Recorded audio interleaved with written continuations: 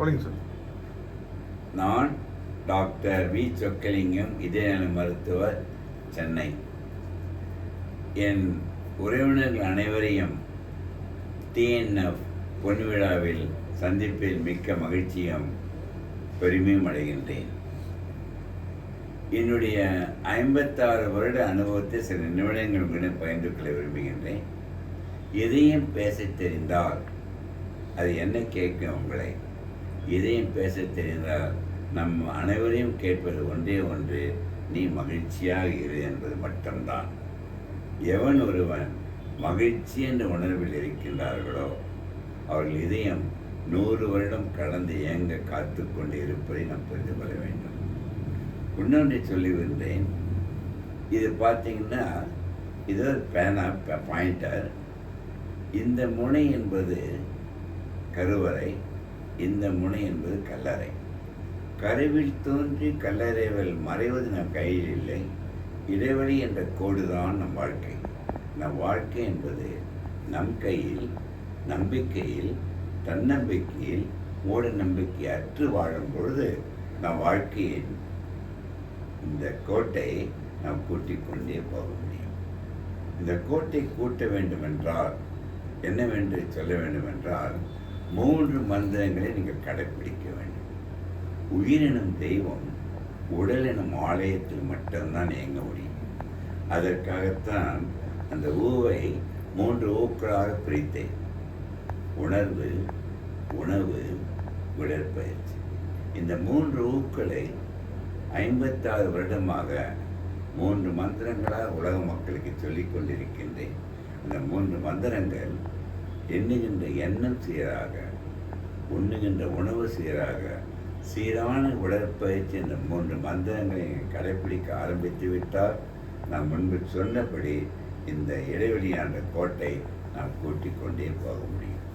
இல்லை சொற்களின் இதை கடைப்பிடிக்கவில்லை என்றால் இந்த கோடு குறைந்து கொண்டே நீங்கள் 25 வயதில் இறப்பதை கடவுள் கூட காப்பாற்ற முடியாது. ஸோ நான் 100 வருடம் கடந்து இயங்குவதற்கு இந்த 3 மந்திரங்களை கடைப்பிடிக்க வேண்டும். மிக முக்கியமாக இதயத்திற்கு தேவை முதலில் கூறியபடி மகிழ்ச்சி மட்டும்தான். மகிழ்ச்சி என்பது நம்மிடம் உள்ளே தோன்றுகின்ற ஒரு உணர்வு மட்டும்தான். அது வெளியிலிருந்து கிடைப்பது அல்ல. அந்த மகிழ்ச்சி என்பது தன்னிடம் இருப்பதில் கொடுப்பதில் தான் மகிழ்ச்சி. அதைவிட மிக முக்கியம் விட்டு கொடுப்பின் மிக்க மகிழ்ச்சி. என் நேயர்களுக்கு சொல்லுகின்றேன், வெற்றி அடைவது முக்கியம் அல்ல, வெற்றி அடைவது மகிழ்ச்சி அல்ல, மகிழ்ச்சியுடன் இருப்பது தான் வெற்றி என்று உணர வேண்டும். கற்றுக்கொண்டு நாம் அனைவருமே தயவு செய்து பசிக்கு மட்டும் சாப்பிட வேண்டும், ருசிக்கு சாப்பிடக்கூடாது. வேலைக்கு சாப்பிட வேண்டிய அவசியமில்லை, வேண்டும் பொழுது சாப்பிட வேண்டும். காய்கறி பழங்களை நன்றாக சாப்பிட்டு விட்டு அந்த அரிசி கோதுமையை காலளவு வைத்துக்கொண்டு காலளவு புரோட்டீன், தட்டில் பாதி அளவு காய்கறி பழங்கள், தண்ணீர் 3 லிட்டர் 4 லிட்டர், உப்பு கம்மியாக 3 கிராம் 4 கிராம் மேலே கிடையாது. ஆயிலை குறைத்து உங்கள் ஆயிலை கூட்டிக் கொள்ள வேண்டும். உடற்பயிற்சி இன்றியமையாமல் ஆக்கிக்கொள்ள வேண்டும். நடத்தல், நீந்துதல், ஓடுதல் போன்ற ஏரபி எக்ஸசைஸுடன் நீங்கள் தியானம் என்ற உணர்வில் மன அளவில் வாழ கற்றுக்கொண்டால் நீங்கள் அனைவரும் 100 வருடம் கடந்து வாழ முடியும். அதைவிட மிக முக்கியம், படுத்தவுடன் 7 நிமிடத்தில் தூங்க வேண்டும். குறைந்தது 7 மணி நேரம் தூங்க வேண்டும். அதுக்காக தான் சொல்லுகின்றேன்.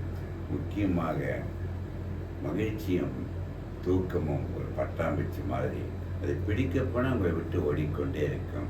நீ மகிழ்ச்சியாக இருந்தால் அதை உங்கள் கையில் அமர வேண்டும்.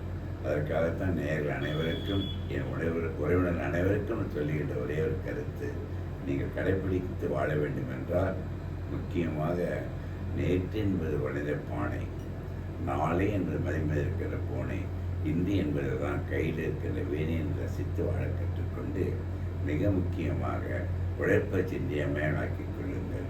இன்றும் நான் 9வது மாடி இதயத்துறையில் தலைவராக இருக்கின்றேன். இந்த 9 மாடி செல்வதற்கு சொக்கலிங்கம் ஒரு முறை கூட லிஃப்ட்டை பயன்படுத்தியது கிடையாது. புதிதாக ஒரு லிஃப்ட் வேன் வந்தான், சார் லிஃப்ட்டில் வாங்குறேன்னா ஏன்பா தொந்தரவு பண்ணுறீங்க, லிஃப்ட்டில் வாங்க சார், மேலே சீக்கிரம் போயிடலாமேன்னா.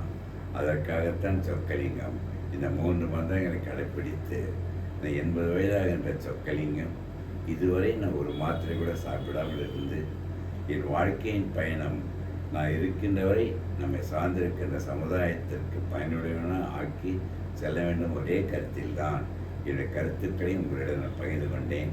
அனைவரும் நலமுடன் வளமுடன் வாழ வேண்டி விடைபெறுகின்றேன். நன்றி, வணக்கம்.